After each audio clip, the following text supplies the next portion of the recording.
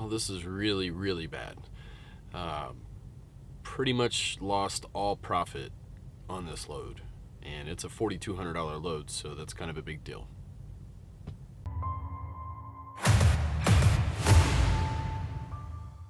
Hey, what's up everybody? So I'm over here in Huntington Beach and I'm picking up a load that's headed over to Ohio. And this thing is, I mean, basically this load is everything but the kitchen sink. I have an example sitting right here. Check this out. I mean, this is insane. And it's tarped. But you know what? Before I get to work, I'm gonna have some fun. This is my buddy Mike, and we're gonna go check out the beach, so come along.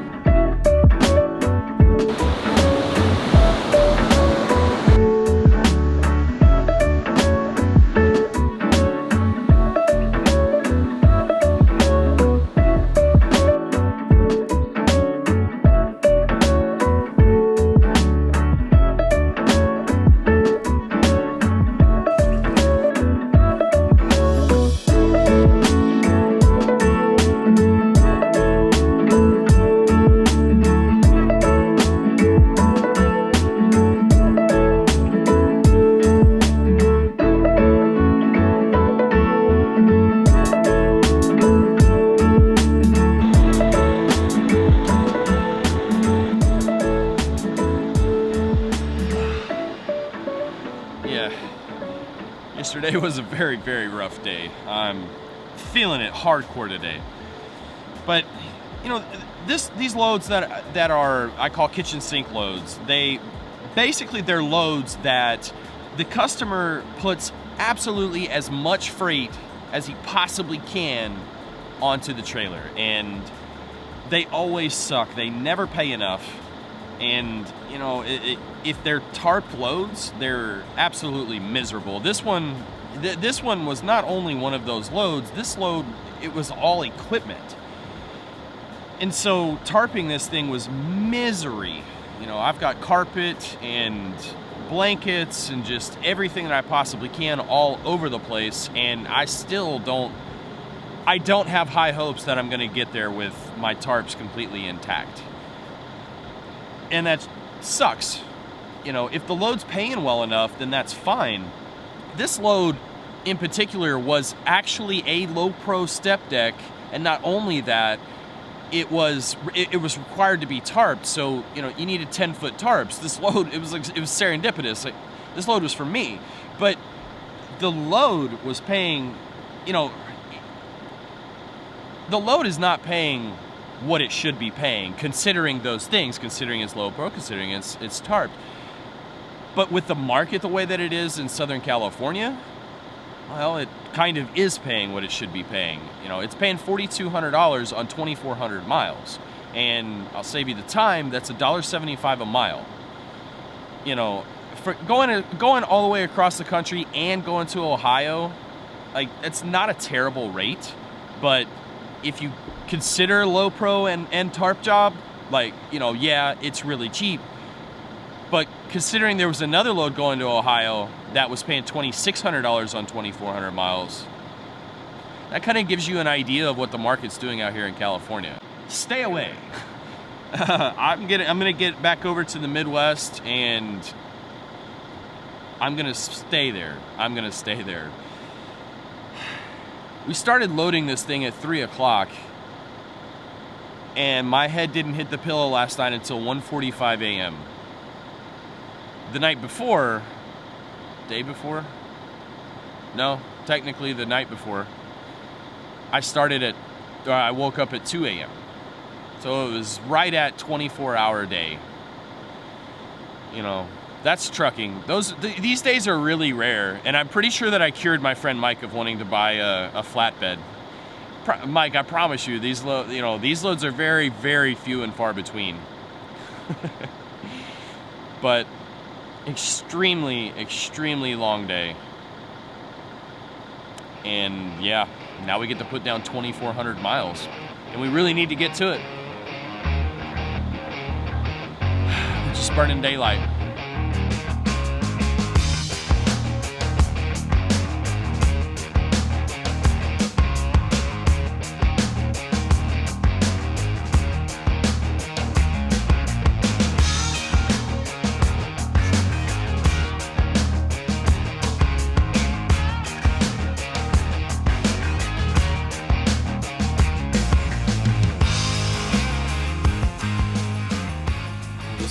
really, really bad. Pretty much lost all profit on this load, and it's a $4,200 load, so that's kind of a big deal. Let's go have a look. You know, the worst thing about all of this is how much time and effort that I put into this. Here, here, here, here, here, here. So yeah, and you know, I spent a lot of time setting up all of my blankets. I've got carpet, that pole that's sticking out, it was wrapped in carpet. Here. Everything that I just showed you had something underneath it, whether it be blanket, Here. or carpeting. Here. And it's not making a difference. And there's another spot out there that could very potentially get worse. Keep in mind, I'm only 500 miles into this trip. This is a 2,400 mile trip. So this is turning out so bad. This is turning out so bad. You know, it was a, well, I understand why it was paying so well now, you know, but it's just disheartening, you know.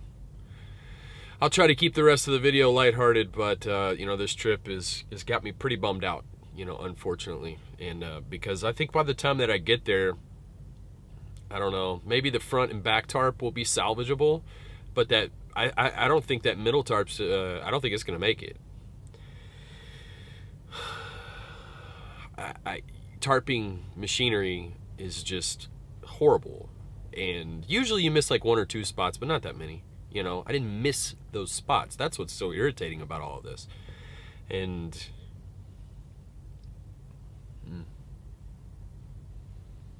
So I made it to Joplin yesterday and stayed here. I always love staying here. They always have an ample amount of parking. I know this vlog has turned into a little bit of, you know, let's keep an eye on the tarps. Let's see how bad it can get. Let's see how he deals with it type of deal. And yeah, this one has. But if you're new here, if this is the first time that you're watching, I am not normally like this. I normally try to stay as positive as I can. And you know, I've been thinking about that a lot this morning, and so that's what I'm gonna do. I mean, I'm just gonna show you how I deal with it, and all you can do is move on. You know, I know that in the comments I'm gonna get roasted for this video, but you know what? People like that give me the fuel that I need to dig deep and keep going, push forward, and move on, make myself better. That way tomorrow I can look back at this and just laugh. So let's go have a look. Let's go see what these tarps look like, because they are definitely worse. And I guess this is gonna be the tarp update vlog.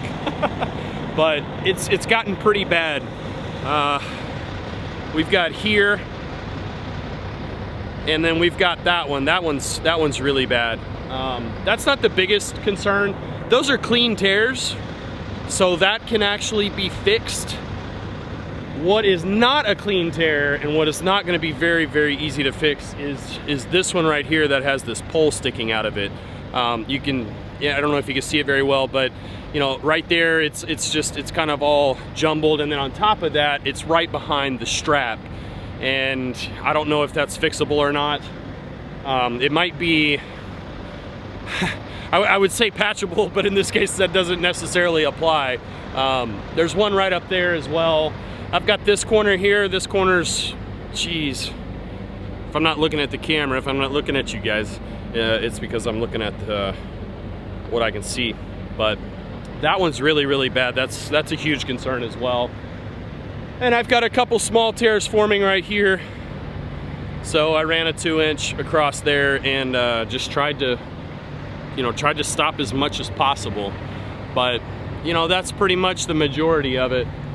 You know, I tried to put as many straps there as I could to try to keep this thing from moving as much as possible. And I didn't want to do that, because essentially what it's doing in this instance, not all instances, but in this one, what that's doing is that's creating more pressure on those holes, and creating more pressure on those holes is definitely going to intensify the holes. I didn't want to make them worse, but I had to see how bad they were going to get before I did this. Putting putting the straps on top of it was going to intensify those holes. In hindsight, I mean, I wish I had, but there have been loads where I did not do something like this, got to the other end, and it actually turned out better. The only time that is going to turn out better is when, let's go back here because this is the best example. The only time that this is going to, that what I am speaking of is whenever you're putting a strap like this. When you're putting a strap over a void in the tarp and pulling down on it.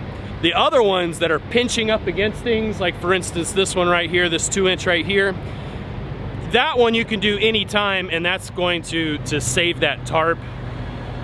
These holes were nowhere near, I mean, you can go back and look at the video.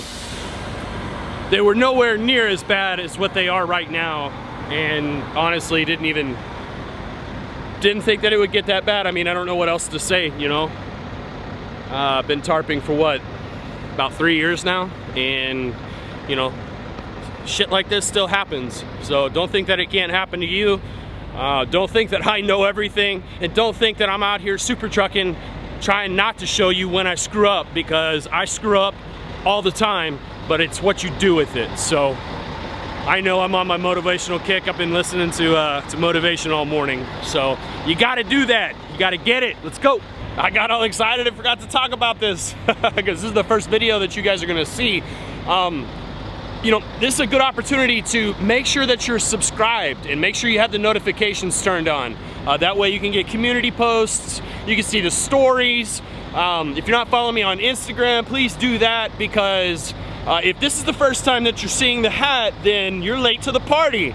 I got it made here in Joplin, and I was a little bit concerned because that is embroidered, but I'm gonna tell you, I am really, really happy with it. And they have the colors. Woo! I love this hat. I love this hat. So in the comments down below, let me know, do you like it? Do you wanna, got that zoomed way in, sorry. Let me know in the comments down below. Let me know, damn it. Let me know in the comments down below, do you like it? Do you want one? I am going to possibly now, create a list and make the hats and bring them to Matt's, because yes, I'm gonna be at Matt's. Are you? So I don't know, that's a possibility. It's something that I'm thinking about doing. I guess it depends on how many orders that I get, because I have to front the money for this, and you know, there's just not extra money to go around for something like that. So I don't know, maybe I can figure it out. If there's enough people that want them, maybe I'll do something like that. So anyway, let me know in the comments down below. All right, I know it's a little dark in here, but I've got everything unbungeed and I've got the straps off the top. So let's check this thing one last time. I did make it on time. I was a little pressed for time, so I didn't do a whole lot of recording yesterday, late yesterday and early today. So we got, I don't know how well you guys can see that, but right above the logo there, obviously you can see that one. That's a good 2.5 feet.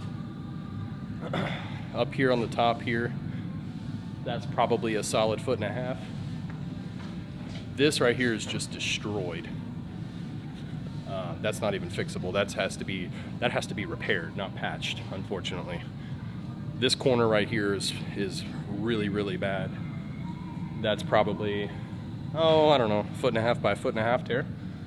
And then I've got these small ones here. Got it here. Got it here. The other side made it through fine, which is nice. These tears up top here, this corner, and then that corner, you know, they didn't get too badly damaged. I don't know how well you can see. It's a little dark in here. The lighting's not that great, but I mean, if you can see it here, I'm gonna flip you around. I'm gonna show you that I actually blanketed these things, these corners, these edges.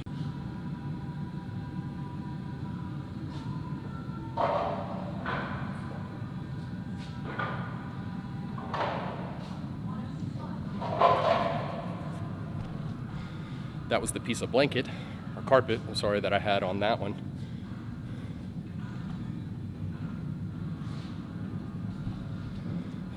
So I mean, guys, you can see that I protected these edges. Clearly I didn't protect them well enough, so I will go ahead and take responsibility for that.